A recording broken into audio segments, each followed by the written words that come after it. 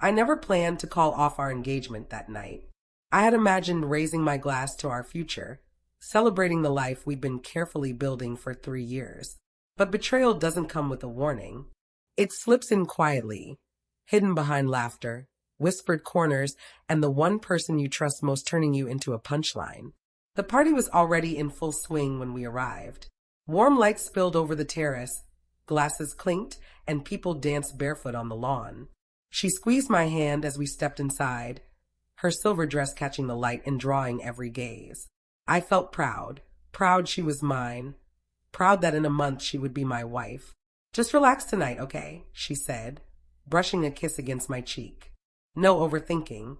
She always said it as though thinking too much were a flaw. I tried. I really did. For the first hour, everything seemed fine. We laughed, mingled, shared stories with her colleagues. Then came the drinking game.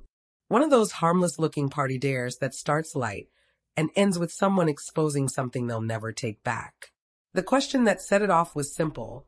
What's the most embarrassing thing you've done in a relationship? People laughed over awkward first dates, botched surprises, small failures. Then it was her turn. She smiled, her cheeks flushed with wine. "Oh, that's easy," she said, glancing at me with a glint I didn't recognize. "It has to be that time Ryan, oh God, thought he was amazing in bed, and I had to fake it so badly I almost sprained something trying not to laugh." The room erupted.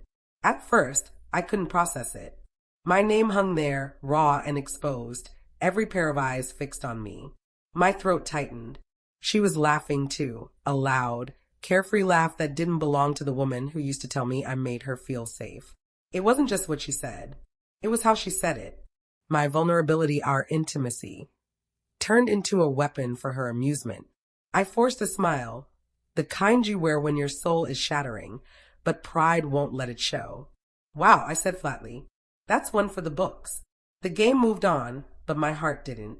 Across the room, she leaned close to a male co-worker. David, I think his name was. Her fingers brushed his arm in a way that felt far too intimate. My gut twisted. Was this just one humiliating moment, or a glimpse of something deeper? I excused myself, stepping outside. The night air bit at my skin. Anything to escape the smell of betrayal. Then my phone buzzed. It was a message from Jason, my oldest friend, the one who'd warned me months ago that Claire seemed distant. "I'm sorry, man. I saw her car outside David's place again last night. Thought you should know." My heart stopped. David, the same David she whispered to inside, the one who laughed a little too hard at her jokes. The noise of the party faded as pieces clicked together. The late nights at work, the guardedness around her phone, the emotional distance she dismissed as stress. I'd been blind, desperate to believe love meant trust. I went back inside, my mind a hurricane of rage, disbelief, and something far worse, humiliation. She was at the bar, sipping her drink, eyes bright as if nothing had happened. I walked up, voice steady but cold. "We need to talk." She frowned. "Can it wait? We're having fun." "No," I said louder, the room turning to watch. The music didn't stop, but the air changed. "It can't wait." She followed me to the center of the room, the crowd parting.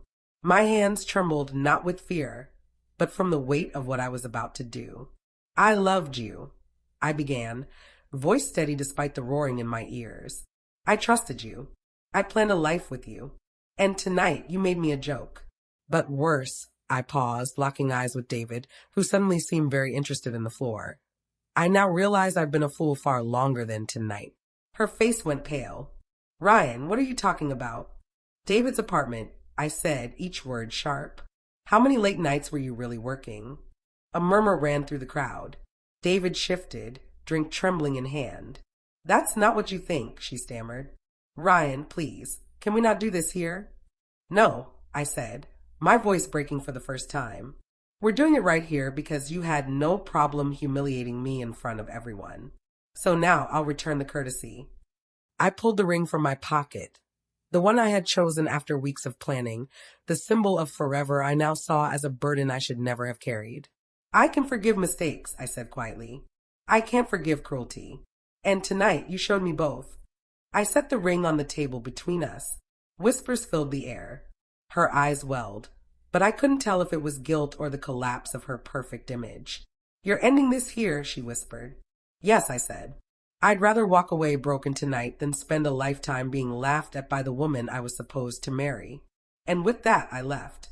The following days blurred, unanswered messages, silence calls, friends wanting my side. My side was simple, I loved her. She betrayed me. I chose self-respect over silence. She tried to spin it, of course. Claimed I overreacted, said it was just a joke, that nothing happened with David. But I wasn't the same man anymore. Trust, once lost, leaves a hole no apology can fill. Weeks later, she sent one last message. You ruined my life over one stupid night. I stared before replying, no, Claire. You ruined ours. I just stopped pretending. I still think of that night sometimes, not with regret, but with clarity. In the middle of a crowded room, all eyes on me, I chose something I had been too afraid to choose for a long time myself. The wound of betrayal runs deep, but so does the lesson. Love without respect is slow heartbreak. And sometimes the bravest act is walking away before you forget your worth.